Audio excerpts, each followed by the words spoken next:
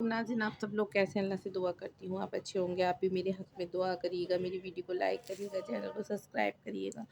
میں آپ کو سیرت المصطفیٰ میں سے اپنے صلی اللہ علیہ وسلم کی سیرت سناتی ہوں۔ سو پلیز میں آپ کو آج اپنے نبی کریم صلی اللہ علیہ وسلم کی سیرت سناتی ہوں، تو آپ میں اس میں سے پڑھتی ہوں، تو آپ لوگ سنیے، مجھے شیئر کریے، مجھے بہت سارا سپورٹ کریے، ٹھیک ہے؟ چلیے میں سناتی ہوں۔ مسجد نبوی کی تعمیر۔ مدینے میں کوئی ایسی جگہ نہیں تھی جہاں مسلمان با جماعت نماز پڑھ سکے، اس لیے مسجد نبوی کی تعمیر نہایت ضروری تھی۔ حضور صلی اللہ علیہ وسلم کی قیام گاہ کے قریب ہی بنو نجار کا ایک باغ تھا۔ آپ نے مسجد تعمیر کرنے کے لیے اس باغ کو قیمت دے کر خریدنا چاہا۔ ان لوگوں نے یہ کہہ کر کہ یا رسول اللہ صلی اللہ علیہ وسلم، ہم خدا ہی سے اس کی قیمت جو ثواب لیں گے، مفت میں یہ زمین مسجد کی تعمیر کے لیے پیش کر دی، لیکن چونکہ یہ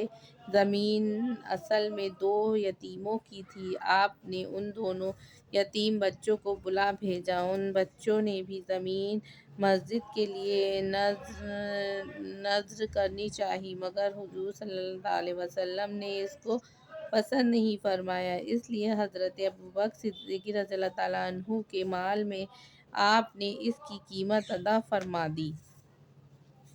اس زمین میں چند درخت، کچھ کھنڈرات اور کچھ مشرکوں کی قبریں تھیں۔ پھر زمین کو ہموار کر کے خود اپنے دست مبارک سے مسجد کی بنیاد ڈالی اور کچی اینٹوں کی دیوار اور کھجور کے ستونوں پر کھجور کی پتیوں سے چھت بنائی جو بارش میں ٹپکتی تھی۔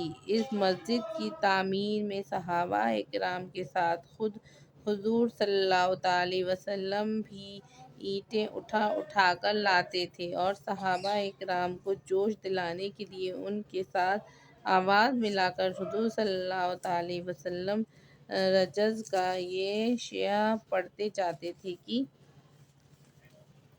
اللہم خیر الا خیر الآخرات فاغفر الانصار والمہاجرات۔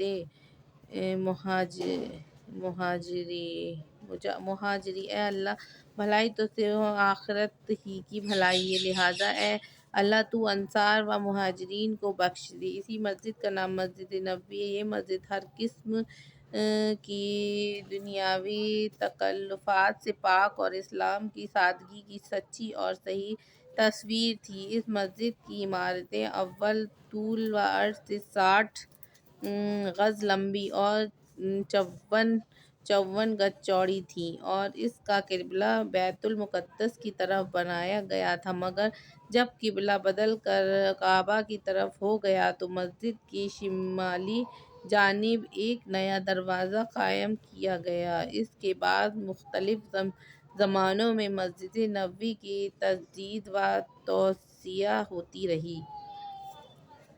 مسجد کے ایک کنارے پر ایک چبوترا تھا جس پر کھجور کی پتیوں سے چھت بنا دی گئی تھی۔ اسی چبوترے کا نام صفہ ہے۔